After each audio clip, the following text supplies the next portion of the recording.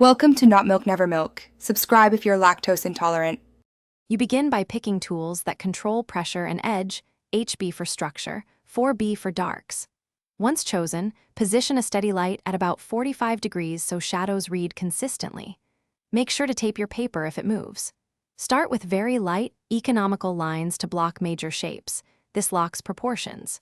Then, transition to thinking in masses, not lines, because hard drawing relies on value and edge more than outline, and that makes later layers accurate. Once your block-in feels right, map midtones across the composition so you can judge contrast. You should work from light to dark, gradually deepening shadow areas. This prevents overworking. Pay attention to hard and soft edges, press more for crisp planes, soften with a tortillon where forms curve. Make sure to preserve a few untouched highlights. They create the illusion of hardness. Alternate cross-hatching and small directional strokes to suggest texture, while keeping surfaces believable and tight. You finish by sharpening the darkest accents and lifting precise highlights with a vinyl eraser to sell the hard finish. Step back frequently and tilt the paper to read overall value relationships.